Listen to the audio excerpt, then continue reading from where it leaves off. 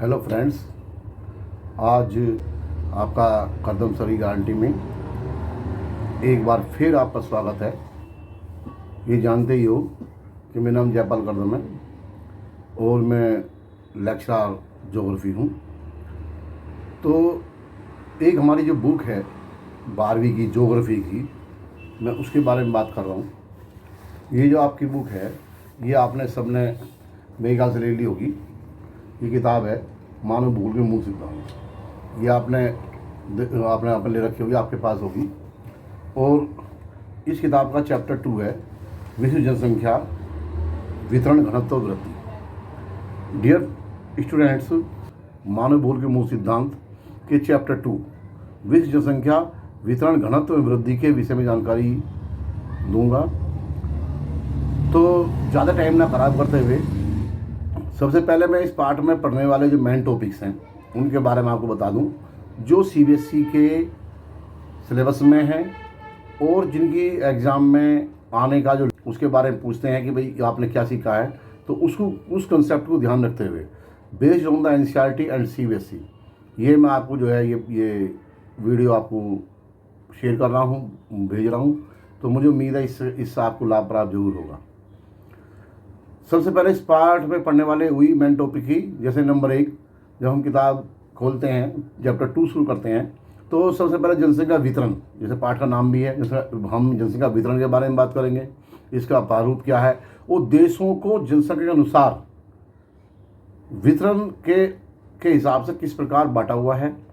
Map में भी जैसे सबसे ज़्यादा जनसंख्या वाले देश हैं और यूरोप और एशिया के नेगेटिव ग्रोथ रेट वाले देश हैं, या अफ्रीकन कंट्री में 3% से ज़्यादा पॉपुलेशन ग्रोथ वाले देश हैं।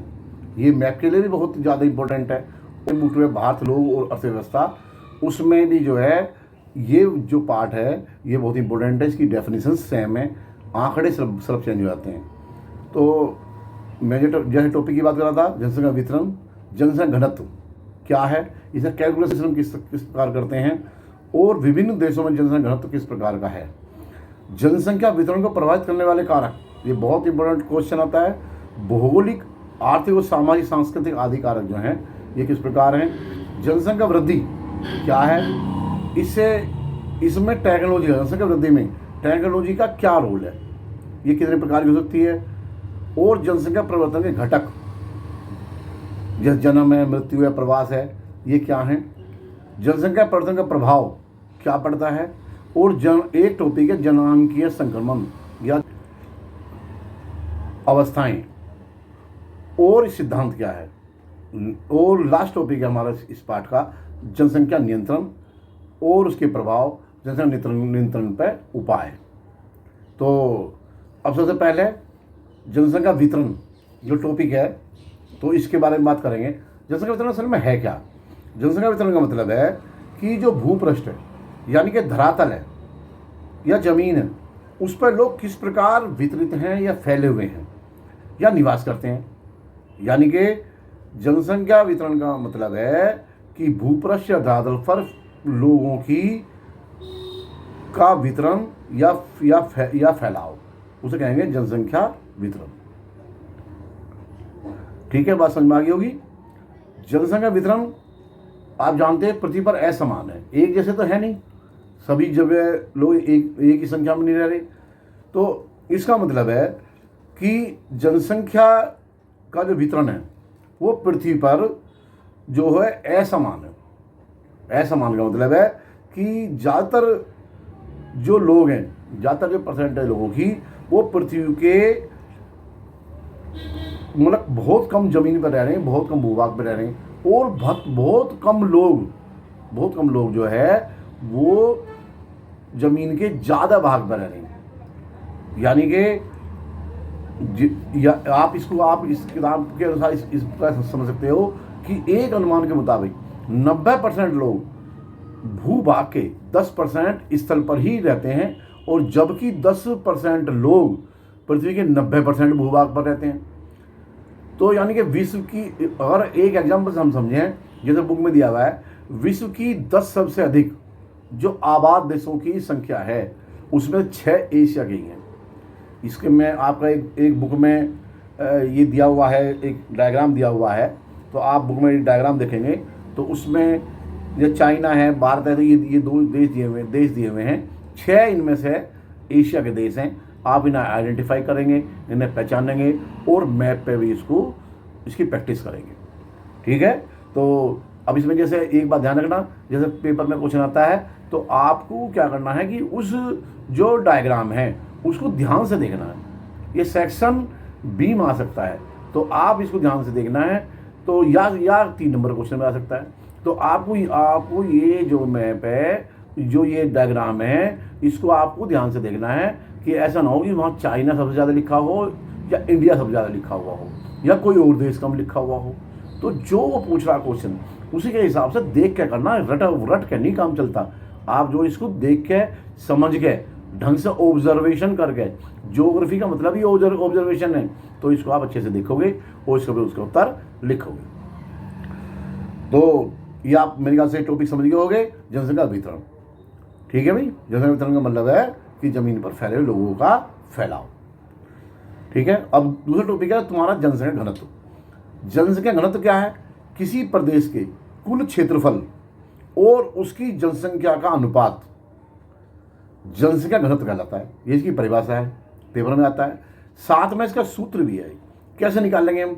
जनसंख्या घनत्व बराबर आप लिख देंगे ऊपर प्रदेश की कुल जनसंख्या या लोगों की संख्या या जनसंख्या, नीचे प्रदेश का कुल क्षेत्रफल, वो किलोमीटर में है। ठीक है, आप जानते हो। तो आप जानते हो, जैसे एक एग्जाम्पल से बुक में भी समझा रखा है कि अगर मान लिया 1,50,000 लोग किसी जगह पर रह रहे हैं और उसका क्षेत्रफल कुल 100 वर्ग किलोमीटर है, तो आप इसको 1,50,000 ऊपर लिखोगे, 100 नीचे लिखोगे और दोनों जीरो जब आपस में ऊपर नीचे काटोगे तो 1500 व्यक्ति प्रति वर्ग किलोमीटर आएगा। ये इसका उत्तर है। आप इसे चाहे वो जनसंख्या घनत्व अगर पूछता है, अगर मान 3 नंबर सवाल आ गया, बच्चे क्या करते हैं, खाली परिभाषा लिख के छुट्टी करी, किसी तो पूछा नहीं था, एग्जाम्पल पूछा नहीं था। लेकिन आपको ये पूरा करना पड़ेगा, एग्जाम्पल सही समझाना पड़ेगा। ये जब संख्या जो मैंने लिखी है, चाहे आप इसको चेंज कर सकते हो, जो बुक में लिखे उसको आप चेंज कर सकते हो, लेकिन परिभाषा और सूत्र आपको जरूर लिखना पड़ेगा। ठीक है, अब आगे बढ़ते हैं। अगला टॉपिक है तुम्हारा जनसंख्या वितरण को प्रभावित करने वाले कारक। कारक माने फैक्टर, यानी कौन कौन से ऐसे कारक हैं कि जो जनसंख्या वितरण को, यानी कि जनसंख्या वितरण इतना असमान है, ऐसा क्यों है? इसके कुछ कारक हैं, इसके कुछ फैक्टर हैं, उसे कुछ कारण हैं। तो जो निम्न प्रकार हैं, जैसे किताब में दिया हुआ भौगोलिक कारक, ये मेरे ख्याल से किताब में गलत लिखा हुआ, भौगोलिक शब्द नहीं है ये शब्द भौतिक होना चाहिए। भौतिक कारक लिखा हो या प्राकृतिक कारक हो, भौगोलिक में सब चीज़ आ जाएगी। भौगोलिक में तो भौगोलिक शब्द नहीं होता। भौगोलिक अगर भौगोलिक आए तो फिर सारे ही लिखने पड़ेंगे, भौगोलिक आर्थिक जो भी है, सामाजिक सांस्कृतिक सारे लिखने पड़ेंगे भौगोलिक में। तो किताब मेरे अपने हिसाब से भौगोलिक जगह यहाँ पर आना चाहिए, भौतिक कारक या प्राकृतिक कारक, कि जनसंख्या वितरण को प्रभावित करने वाले भौतिक कारक क्या हैं या प्राकृतिक कारक क्या हैं। हालांकि हमारे सीबीएसई जो पेपर आता है उसमें भौगोलिक कारक नहीं लिखा होता, उसमें भौतिक कारक या प्राकृतिक कारक ही ज़्यादा लिखा होता है। अब इसमें 5 नंबर क्वेश्चन है, तो इसमें जो है वो या तो कोई परिभाषा पूछ लेगा, और अगर नहीं पूछता है तो आपको ये 5 आपको ये बताने पड़ेंगे।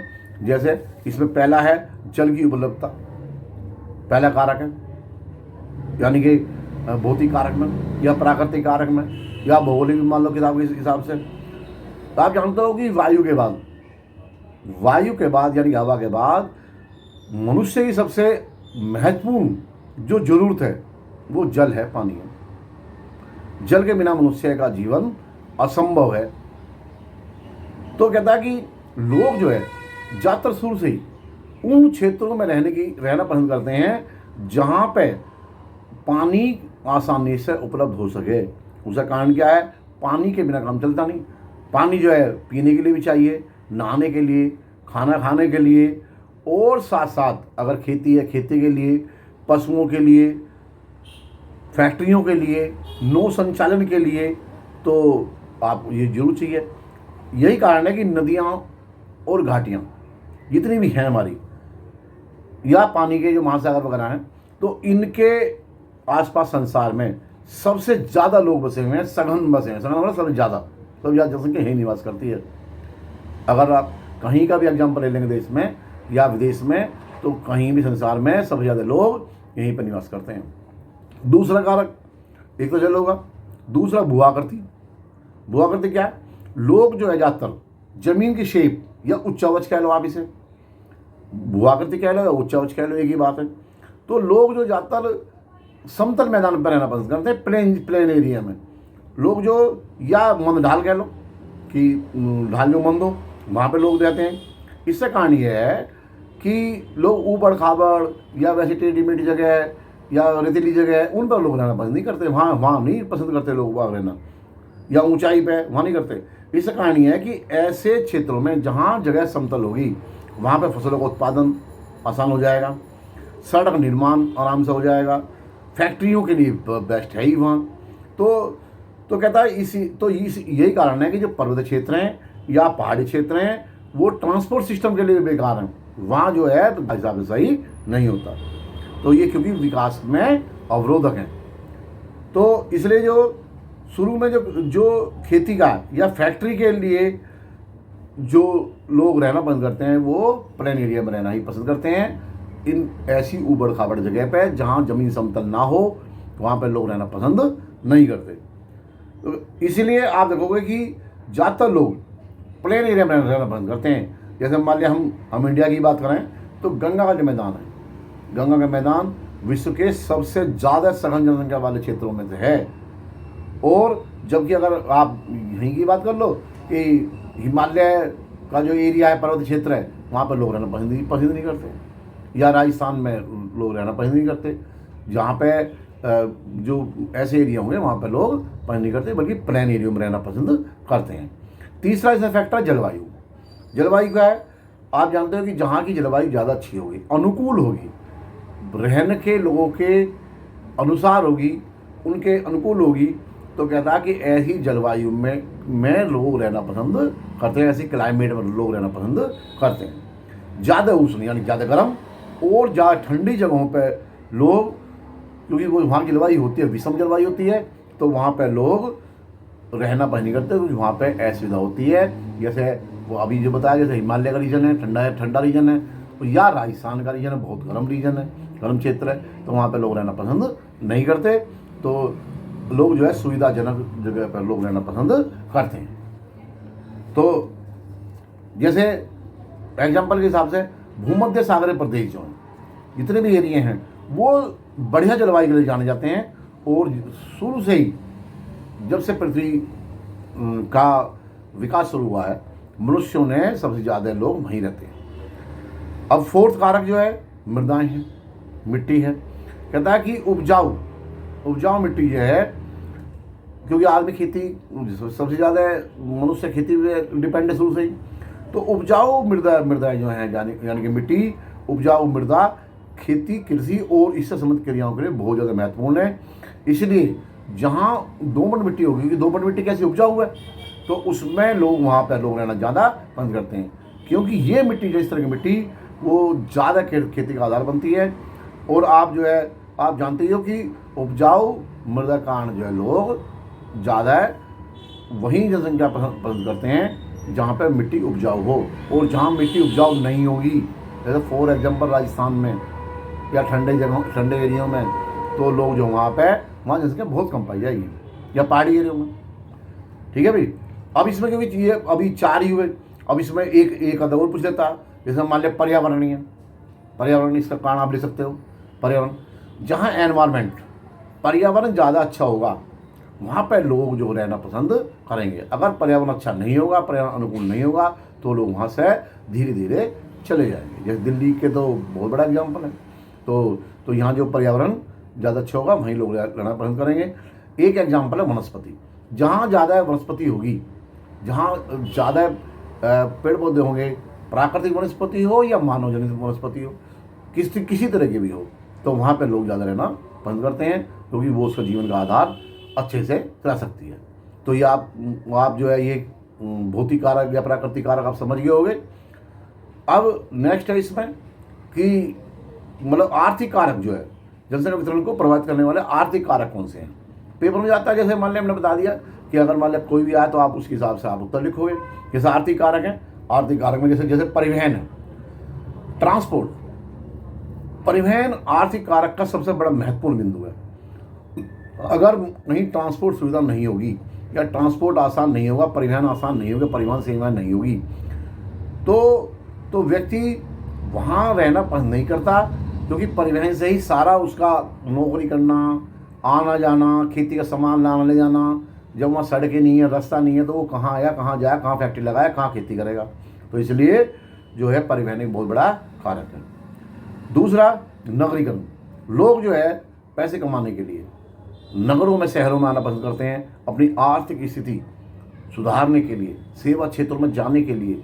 वो जो है, क्योंकि नगरों में उसकी आर्थिक स्थिति मजबूत होने के चांस ज़्यादा हैं, गाँवों में थोड़े कम है, तो इसलिए वो नगरों में रहना पसंद करते हैं। और नगरीकरण भी एक, या शहरीकरण भी एक आर्थिक कारण, एक बहुत बड़ा कारण है। क्यों? नगर में रोजगार के बेहतर अवसर, शिक्षा, चिकित्सा, परिवहन, संचार के बहुत बेहतर साधन उपलब्ध होते हैं। तो अच्छी नागरिक सुविधाएं जो हैं हमेशा लोगों को आकर्षित करती हैं रहने के लिए, तो लोग जो उस तरफ खिंच के चले आते हैं। और ग्रामीण क्षेत्रों से नगरों की ओर उनका खिंचाव, आकर्षण वो स्वाभाविक है। और इसलिए जो नगर लगातार अपना आकार बढ़ाते रहते हैं, और वो बड़े बड़े जो छोटे शहर, बड़े शहर होते हैं, दिल्ली है, मुंबई है, या बीजिंग है, या न्यूयॉर्क है, ये सब शहर जो धीरे धीरे बड़े हुए। संसार के सारे देश, सारे बड़े नगर वो इसी कारण से सब बड़े हुए हैं कि लोगों की आकर्षण का बहुत बड़ा केंद्र है, उनकी आर्थिक स्थिति मजबूत करने का बहुत बड़ा केंद्र है। एक और इसमें है आर्थिक कारक में खनिज पदार्थ। तो जो खनिज पदार्थ, जहाँ भी खनिज पदार्थ वाला एरिया होगा, यानी मिनरल्स वाला एरिया होगा, जहाँ ज़मीन से नीचे से जो सामान निकलेगा, तो वहाँ फैक्ट्री लगेगी। अब फैक्ट्री लगेंगी तो लोगों को रोज़गार मिलेगा, रोज़गार मिलेगा तो लोग जो है वहाँ पे कुशल और अर्धकुशल लोगों की डिमांड ज़्यादा बढ़ेगी, और लोग वहाँ रहना पसंद करेंगे। जैसे इसमें एग्जाम्पल एक किताब में दिया हुआ तुम्हारा कि अफ्रीका कटंगा और जाम्बिया तामापेटी, इसका बहुत बड़ा एग्जाम्पल है। तो लोग वहाँ पर रहना पसंद करते हैं। एक इसमें आर्थिक कारक में एक टॉपिक हो सकता है, जैसे औद्योगिकरण। औद्योगिकरण क्या है? जहाँ पे ज़्यादा फैक्ट्रियाँ होंगी तो लोगों को अपना भी रोज़गार मिल गया, तो रोज़गार मिल गया तो वहाँ तो आदमी रहेंगे ही रहेंगे, वहाँ पे लोग ज़्यादा रहना पसंद करते हैं। और फैक्ट्रियों, जहाँ फैक्ट्री होगी तो वहाँ पे सब आ जाएंगे, ट्रांसपोर्ट भी चल जाएगा, वहाँ पे जो है लोगों को दुकान भी खुल जाएंगी, वहाँ पे जो है डॉक्टर भी आ जाएंगे, वहाँ पे स्कूल भी खुल जाएंगे, वहाँ पे शहर ही बच जाएगा, तो अपना आप ही वो लोग वहाँ रहेंगे। तो इसलिए जहाँ औद्योगिकरण होगा तो वहाँ पे भी लोग जो है वहाँ क्योंकि उनका रोज़गार मिल रहा है उन्हें, इसलिए वहाँ पर लोग रहते हैं, बसते हैं। ये भी बहुत बड़ा कारण है लोगों को उस जगहों पर रहने का जहाँ फैक्ट्री है। अब नेक्स्ट है एक और, इसमें जनसंख्या वितरण को प्रभावित करने वाले कारकों में सामाजिक और सांस्कृतिक कारक कौन से हैं, ऐसे पूछना जाता है। सामाजिक सांस्कृतिक कारक क्या हैं? जैसे ये जानते हो कि कुछ स्थान जो हमारे यहाँ धर्म के आधार पर कुछ जगह है जो है वो शहर जो है वो बसे हैं, जैसे वाराणसी है या अजमेर है, या और भी जो देश हैं, और भी इस तरह के जो हैं, तो वो जो है धर्म के आधार पर उन क्षेत्रों का, उनका विकास, जो व्यक्ति जिस धर्म को उसको मानता है तो उसके आधार पर वो लोग रहते हैं। तो इसलिए जो है ये भी बहुत बड़ा कारण है कि धर्म के आधार पर कि हमें वहाँ निवास करना है। तो जैसे बनारस को ज़्यादा पवित्र शहर मानते हैं तो लोग वहाँ ज़्यादा पसंद करते हैं रहना। दूसरा जो है, अगर कहीं किसी प्रकार की अशांति है, चाहे जाति के हिसाब से हो, चाहे धर्म के हिसाब से हो, चाहे किसी प्रकार का लड़ाई झगड़ा हो, तो व्यक्ति वहाँ रहना पसंद नहीं करता, और वहाँ से किसी भी कारण से अगर ऐसा है तो वो व्यक्ति वहाँ से उस स्थान को छोड़ देता है और दूसरी जगह चला जाता है। ये भी एक बहुत बड़ा कारण है वहाँ से जाने का, और जहाँ शांति होगी वहाँ पर बसने का। एक है राजनीतिक अस्थिरता। अगर कहीं किसी जगह पे या किसी देश में राजनीतिक अस्थिरता है, यानी कि पॉलिटिकल डिस्टर्बेंस है, सरकार आ रही है जा रही है, कभी कुछ हो रहा है कभी कुछ हो रहा है, तो लोग बाग जो धीरे धीरे वहाँ से उग जाते हैं, वहाँ से चले जाते हैं। तो ऐसी जगह लोग रहना पसंद नहीं करते। कि जहाँ जो है वहाँ रोज़ लड़ाई झगड़े हो रहे हैं, दंगे हो रहे हैं, इन्हीं कामों में लगे रहेगा, नहीं। कि मनुष्य मूल रूप से शांति प्रिय व्यक्ति है, शांति प्रिय होती है उसकी नेचर। वो लड़ाई झगड़े में इन चीज़ों में विश्वास नहीं करता। मनुष्य आराम से तसल्ली बख्श रूप से अपना काम करना, अपने परिवार को पालना, बस यही वो चाहता है। उसमें डिस्टर्बेंस अगर होती है तो उसको छोड़ देता है। एक है सरकारी नीतियाँ। कई बार गवर्नमेंट की जो नीतियाँ, सरकार की नीतियाँ, देशों की सरकार की नीतियाँ इतनी डिस्टर्बेंसफुल होती हैं, इतनी बेकार होती हैं कि व्यक्ति वहाँ रहना पसंद नहीं करता। जहाँ की सरकार नीतियाँ अच्छी होती हैं, जिस देशों की, वो वहाँ पे लोग ज़्यादा रहना पसंद करते हैं। टॉपिक है आपका नेक्स्ट है जनसंख्या वृद्धि। जनसंख्या वृद्धि क्या है? जनसंख्या वृद्धि कह लो या जनसंख्या परिवर्तन कह लो, बात एक ही है। जनसंख्या वृद्धि जो नाम है ऐसा लगाया हमें जैसे जनसंख्या बढ़ाओ या बढ़ना, लेकिन नहीं।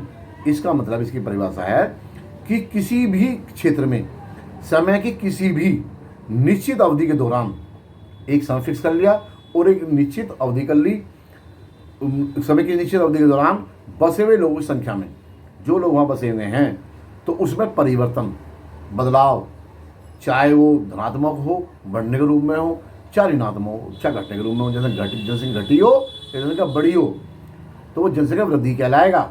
यानी कि जनसंख्या वृद्धि नहीं कहलाएगा, जनसंख्या घट गई तब भी वो जनसंख्या वृद्धि कहलाता है।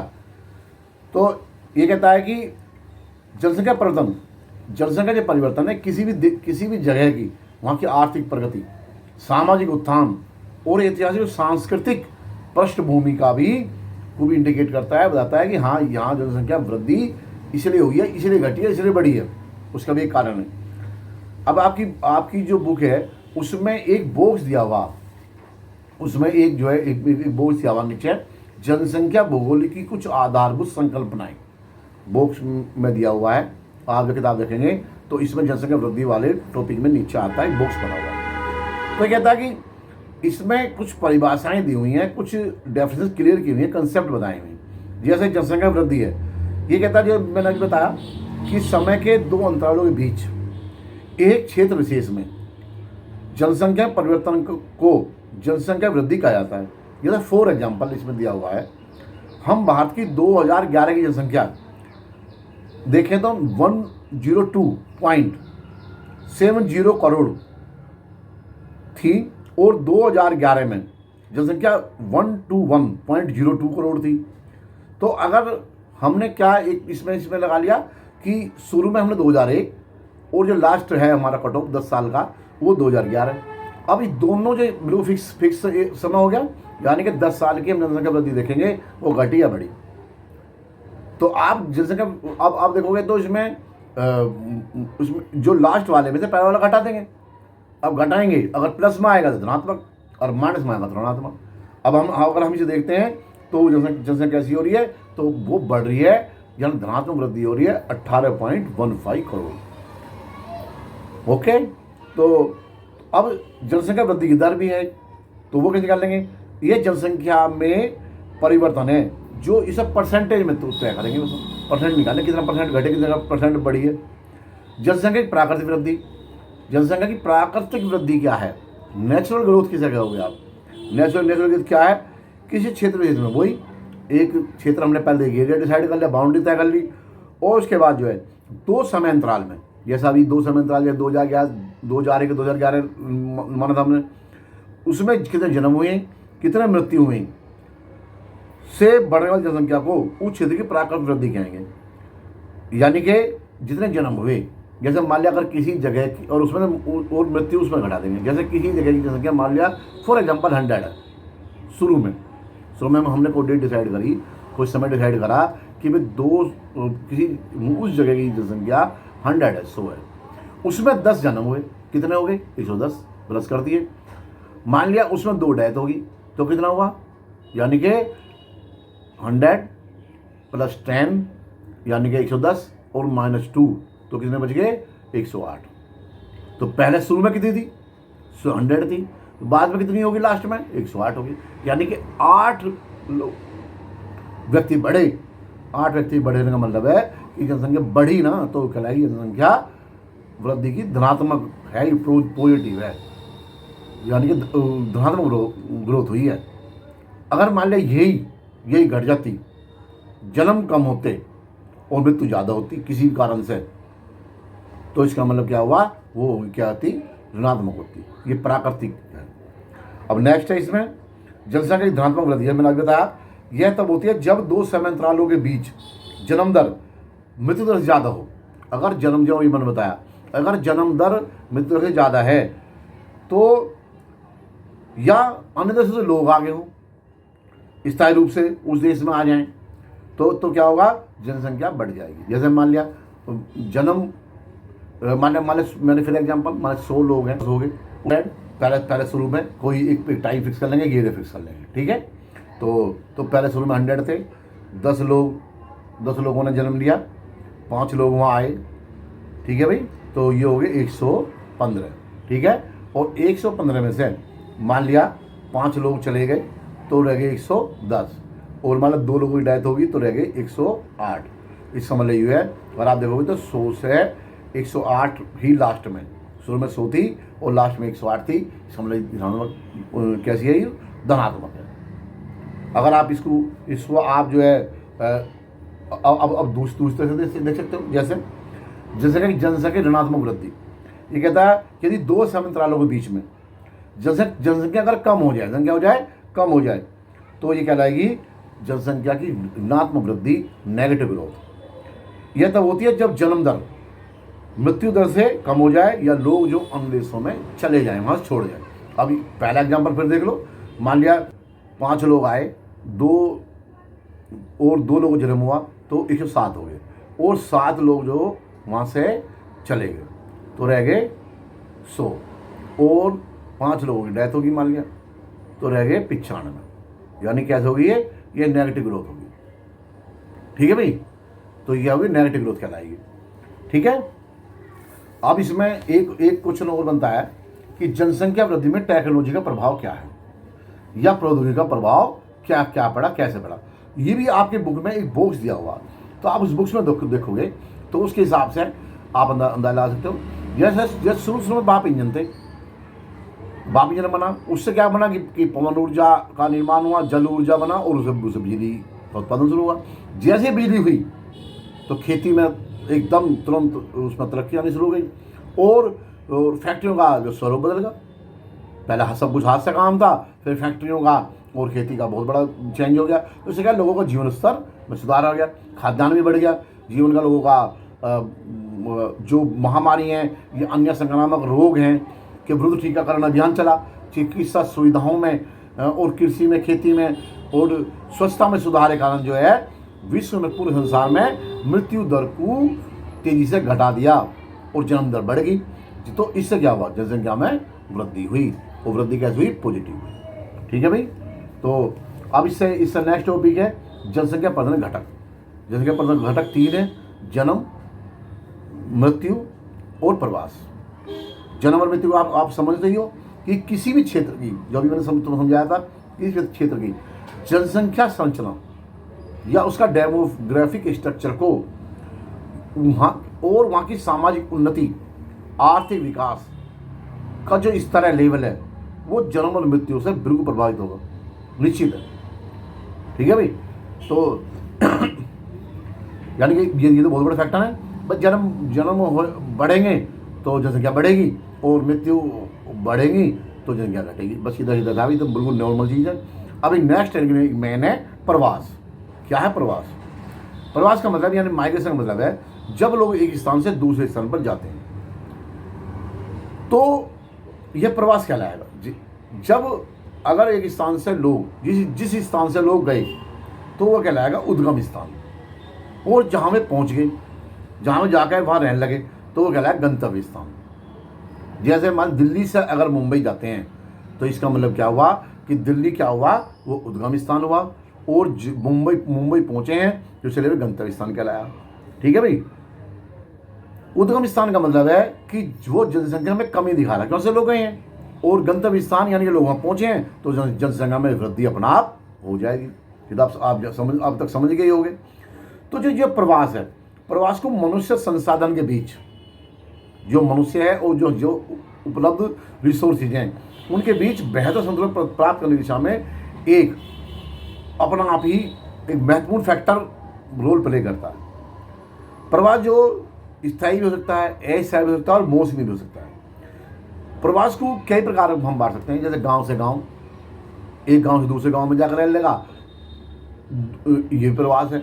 दूसरा एक और इसका है, जैसे गांव से नगर में शहर में आए, ज़्यादातर तो ऐसे ही हैं लोग बाग, जैसे हम भी आप भी सब उनमें से ही हैं, गांव से शहर में आए। नगर से नगर, एक शहर से दूसरे शहर में चलेगा, किसी वजह से तरक्की की वजह से, पढ़ाई की वजह से, या किसी भी कारण से जो मैंने कारण रखें।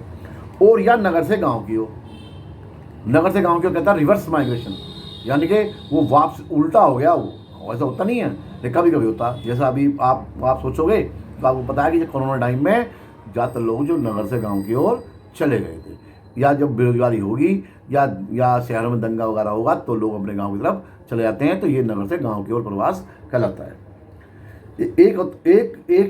एक है आप्रवास, एक है उत्प्रवास। आप्रवास का मतलब है वह प्रवासी जो किसी नए स्थान पर जाते हैं, जो वहाँ व्यक्ति गए वे कहलाएंगे आप्रवासी। और वे प्रवासी जो एक स्थान से बाहर चले जाते हैं उन्हें कहेंगे उत्प्रवासी। जो वहाँ जाकर आकर रहने लगे वे कहेंगे आप्रवासी कहेंगे उनको, और जो जहाँ से चले गए हैं उन्हें कहेंगे उत्प्रवासी। अब ये ऐसा करते क्यों हैं? आप जानते हैं कि मनुष्य, मैंने पहले बताया कि अपना विकास चाहता है, अपनी शांति चाहता है। लोग बेहतर आर्थिक और सामाजिक जीवन के लिए प्रवास करते हैं। प्रवास को प्रभावित करने वाले भी कई कारक हैं, ये आप जानते ही हो। एक कारक है प्रतिकर्ष कारक और एक है अपकर्ष कारक। प्रतिकर्ष का मतलब है कि बेरोजगारी, रहन सहन की निम्न दशाएं, राजनीतिक उपद्रव, प्रतिकूल जलवायु, प्राकृतिक विपदाएं, महामारियां और सामाजिक आर्थिक पिछड़ापन ऐसे कारण हैं। जहां वो पैदा हुआ है, उद्गम स्थान है, उसको बिल्कुल वो पसंद नहीं करता, कम आकर्षण केंद्र होता और उसको क्या करता है, वो छोड़ देता। प्रतिकर्ष का मतलब है डिस्ट्रैक्शन और अपकर्ष का मतलब है अट्रैक्शन, यानी कि उसकी तरफ वो आकर्षित हो रहा। जैसे शहरों की तरफ मैंने बताया कि आदमी ज़्यादा मतलब बेटर समझता है, जैसे क्योंकि कारण क्या, काम के वहाँ बेहतर अवसर हैं, टेंशन की दशाएँ हैं, शांति और स्थायित्व है, जीवन संपत्ति सुरक्षा, अनुकूल जलवायु है, शिक्षा है, स्वास्थ्य है, बहुत सारी ऐसे कारण हैं जिनकी वजह से वो अच्छा लगता है। और वो गंतव्य स्थान को जहाँ पहुँचा है, वहाँ रहना बंद करता है, जहाँ उन्हें छोड़ा है उसको पसंद नहीं करता कि वहाँ उसे समस्याएं आ रही थी। तो आप प्रवास भी समझ गए होंगे मेरे ख्याल से। और अब एक टॉपिक है तुम्हारा, जनसंख्या परिवर्तन का प्रभाव। जनसंख्या परिवर्तन का प्रभाव क्या है? तो ये था कि जनसंख्या वृद्धि जब जरूरत से ज़्यादा हो जाए, एक लिमिट तो सही है, लेकिन अगर जरूरत से ज़्यादा हो जाए तो वो समस्याओं का कारण बन जाएगी, समस्याओं में वृद्धि हो जाएगी। उससे क्या होगा, संसाधनों, वहाँ के होने वाले संसाधनों पर बोझ बढ़ेगा। कोई संसाधन है तो 100 लोगों के लिए और वहाँ एकदम हो गया 1000 आदमी, तो क्या हुआ, तो वो संसाधन चरमरा जाएंगे, सरकारें भी ज़्यादा कुछ नहीं कर पाती हैं, लोग परेशानी में आ जाते हैं। तो और कई बार जब पोषण की समस्या आती है, कई बार खाना भी नहीं मिल पाता, ज़्यादा लोग रहेंगे तो खाना कहाँ से मिलेगा। हमारे फॉर एग्जाम्पल मान लिया, मैं एक परिवार का एग्जाम्पल दूँ, एक परिवार में 2 लोग हैं, चाहे थोड़ा कम कमा रहे फिर भी काम चल जाएगा। अगर किसी परिवार में 10 लोग हैं लेकिन ज़्यादा कमाएंगे तभी समस्या आ सकती है। ठीक है भाई। तो अब एक टॉपिक जो बहुत इंपॉर्टेंट है तुम्हारी किताब में, एक है जननांग संक्रमण। ये लास्ट से थोड़ा पहले है, तो जननांग संक्रमण ये सब थोड़ा बड़ा कठिन सा लगे, लेकिन आप शब्द को तोड़ो। या जन जम अंक, यानी लोगों के अंक का मतलब है मनुष्यों की संख्या। मनुष्यों की संख्या किस तरह से घटती बढ़ती है, मतलब संक्रमण सिद्धांत कह सकते हो। तो इसका जो उपयोग है, एक सिद्धांत है। अब जो ये सिद्धांत है आपका, ये सिद्धांत जो किसी क्षेत्र की जनसंख्या के वर्णन और भविष्य की जनसंख्या के पूर्व अनुमान ये तो कहा जाता है कि इस समय कितना है वर्तमान में जनसंख्या और भविष्य में कितनी जनसंख्या होनी है।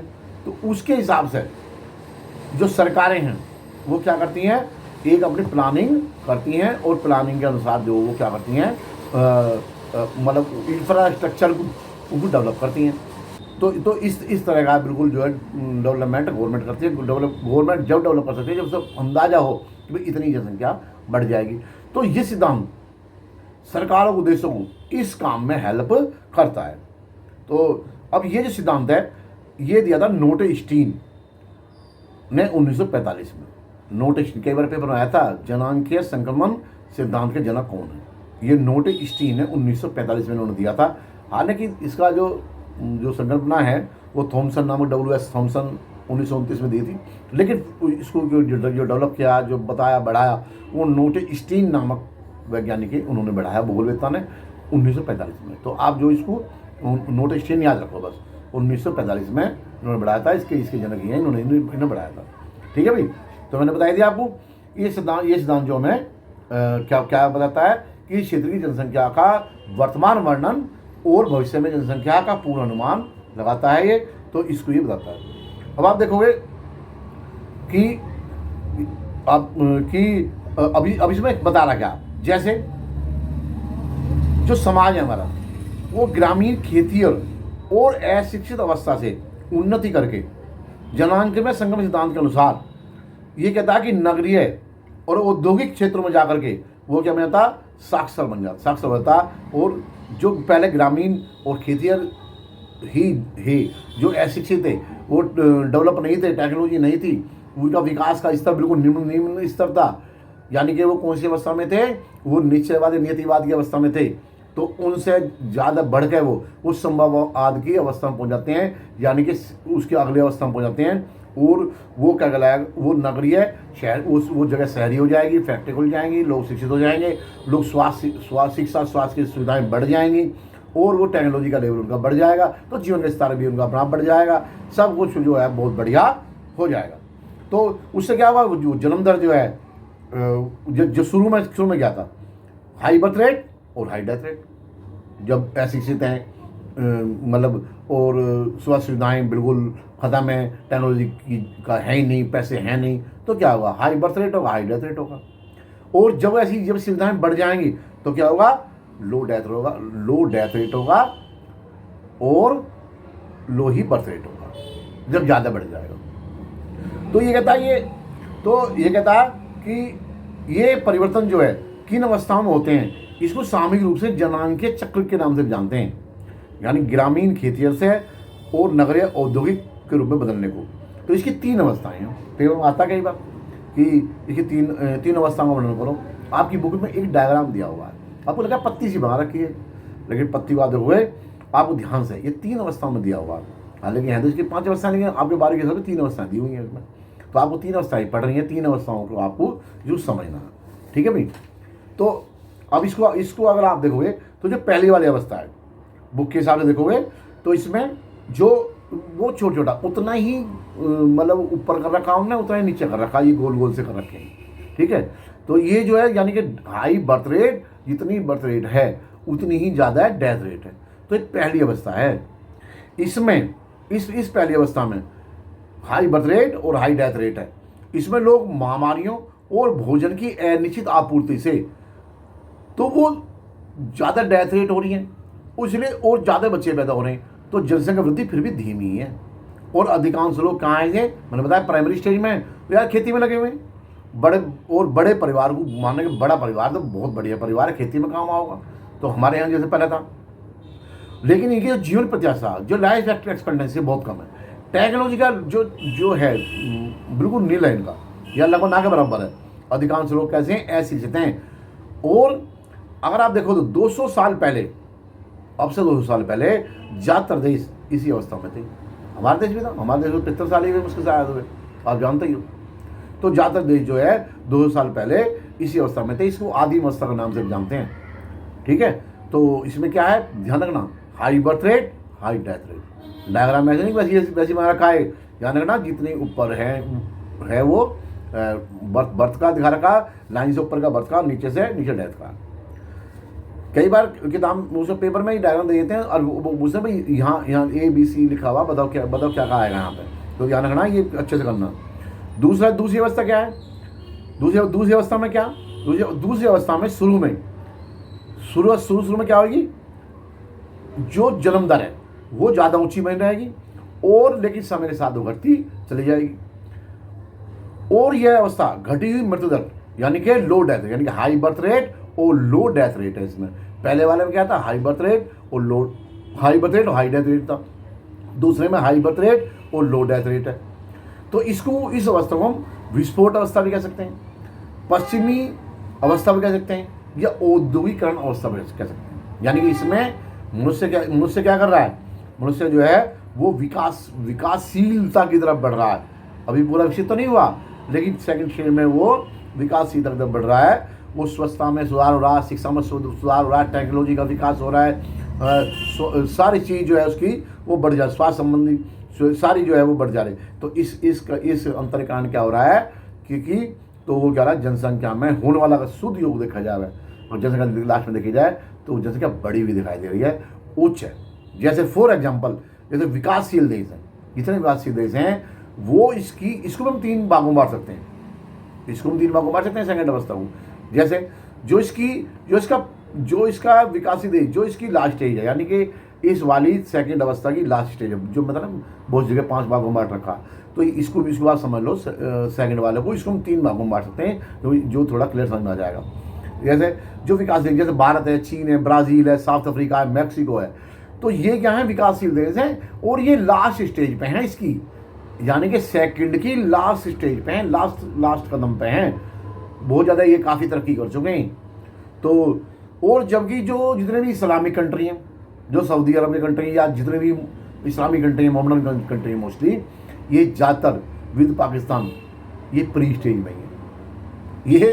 ये आदिम अवस्था में तो है नहीं, लेकिन थोड़ा सा आगे बढ़े ही मुझसे, ज़्यादा कदम नहीं बढ़ाया इन्होंने, ये अभी तक वहीं के वहीं है। ठीक है।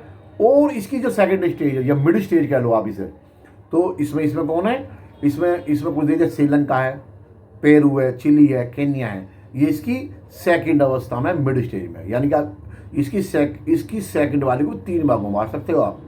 यानी कि एक तो प्री स्टेज जिसमें इस्लामिक कंट्रीज हैं, पाकिस्तान भी है। दूसरा जो है इसको मिड स्टेज या सेकंड स्टेज कह सकते हो, जिसमें श्रीलंका, पेरू, चिली और केन्या जैसे देश हैं।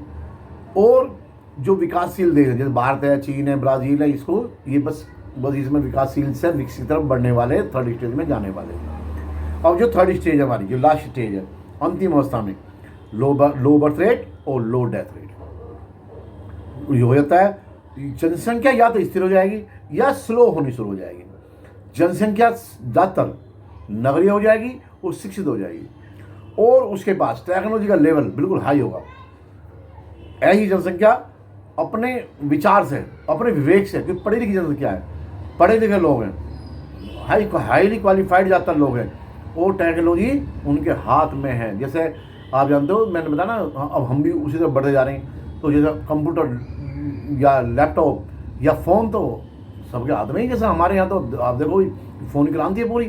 तो हम तो, मैंने बताया ना, हम बिल्कुल लास्ट स्टेज में। आप हमें विकसित मानो या न मानो, पर हम विकसित हो ही जाएंगे कुछ दिनों में। तो जो है तो ये जो है जो लास्ट स्टेज है, तो ये इसमें यूरोप के ज़्यादातर देश हैं, इसमें लो बर्थ रेट और लो डेथ रेट है। इसमें यूरोप के ज़्यादातर देश इसमें आते हैं, जैसे फ्रांस भी है, जर्मनी है, ब्रिटेन है, रूस है, इंग्लैंड है, ये सारे देश जो कायम आएंगे ये इसमें आएंगे लास्ट वाली में। जो यूएसए में, जो मतलब अगर उत्तरी अमेरिका का भाग देखो तो यूएसए है, कनाडा है, ये सारे उसमें आएंगे। अगर एशिया में देखोगे तो जापान है, सिंगापुर है, ये देश आ रहे हैं। ऑस्ट्रेलिया में देखोगे तो ऑस्ट्रेलिया, न्यूजीलैंड दोनों ही वो जो है क्या है, हमारे विकसित देशों में, और थर्ड स्टेज में आते हैं। इस अवस्था को हम तीसरी अवस्था को पश्चिमीकरण की अंतिम अवस्था कहेंगे, या इसे औद्योगिकरण के बाद की अवस्था कहेंगे। लेकिन हम जो है अभी औद्योगिकरण में चल रहे हैं लगभग, ठीक है ना।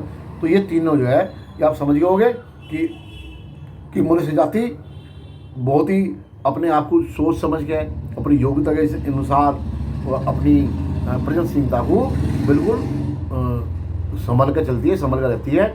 और जो देश विकसित हो जाएंगे, जो देश आगे बढ़ जाएंगे, वे देश जो है थर्ड स्टेज में कहलाएंगे, इस सिद्धांत के अनुसार। ये तीनों अवस्थाएं आपको समझ में आ गई होंगी, बहुत इंपॉर्टेंट भी है। ठीक है भाई। एक हमारा लास्ट का टॉपिक है जनसंख्या नियंत्रण के उपाय। जनसंख्या नियंत्रण के उपाय अगर आप देखोगे तो इसमें जो है आपका ये लास्ट टॉपिक है और कई बार ये आ जाता है, ठीक है भाई। तो इसमें आप इस बार हो तो ये कहता है कि इसमें पहला परिवार नियोजन कार्यक्रम, इसमें सबसे पहला क्या है, परिवार नियोजन कार्यक्रम। परिवार नियोजन कार्यक्रम में इसका हमें फैमिली प्लानिंग किस तरह से हमें प्रचार करना है ना। और प्रचार में जो है हमें क्या करना है कि जन्म को रोकना है, या उसमें जो है जन्म में अंतराल पैदा करना, गैप पैदा करना। ऐसी बहुत सारी सुविधाएं हैं परिवार नियोजन की जो जनसंख्या वृद्धि को सीमित कर देती हैं या तो रोक देती हैं, और या उसको जो है आगे बढ़ने नहीं देती, और महिलाओं के स्वास्थ्य को बेहतर करने में बेहतर ये सुविधा मतलब प्रदान करता है, इसको भूमिका निभाता है। इसके प्रचार में, जनसंख्या नियंत्रण के प्रचार में, परिवार नियोजन के प्रचार में, इसमें गर्भनिरोधक की सुविधाएं, बड़े परिवारों पर टैक्स लगाना, ऐसे कुछ उपाय हैं जो जनसंख्या नियंत्रण में सहायक हो सकते हैं, ठीक है भाई। और महिला जागरूकता या सशक्तिकरण भी इसके उपाय हो सकते हैं। तो जो भी, या जागरूकता, जो भी आप एजुकेशन, जो मतलब महिलाओं को पढ़ाना, ज़्यादा पढ़ाना, तो वो जो है ये भी इसके उपाय में आ सकता है। आप जो है इसके, अब इसमें एक नीचे दिया हुआ है इसमें कि थॉमस माल्थस का सिद्धांत। थॉमस माल्थस ने कहा था कि 1798 मेरी किताब में दिया हुआ है कि लोगों की संख्या जो है खाद्य आपूर्ति की अपेक्षा ज़्यादा तेज़ी से बढ़ेगी, मतलब खाना कम होगा और लोग ज़्यादा है, तेज़ी से संख्या बढ़ेगी। तो ये जनसंख्या कंट्रोल कैसे होगी फिर? तो वो थॉमस माल्थस के सिद्धांत तो ये कहता है कि जनसंख्या में वृद्धि का परिणाम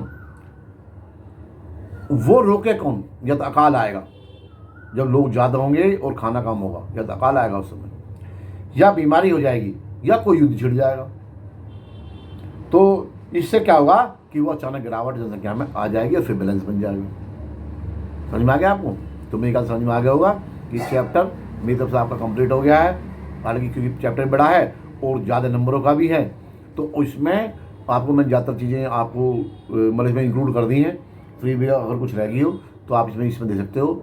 मैं क्वेश्चनों के हिसाब से, जो सीबीएसई के जो क्वेश्चन आए उनके हिसाब से और एमसीक्यू के हिसाब से मैं नेक्स्ट वीडियो में बात करूँगा। तो मुझे उम्मीद है कि आप इसे ढंग से अच्छे से करोगे और मेरे चैनल को सब्सक्राइब करोगे, लाइक करोगे और शेयर करोगे, अपने दोस्तों को बताओगे, हो सकता है किसी को फ़ायदा हो ही जाए। आपका बहुत धन्यवाद। मुझे उम्मीद है कि आप जरूर पढ़ोगे। Thank you very much.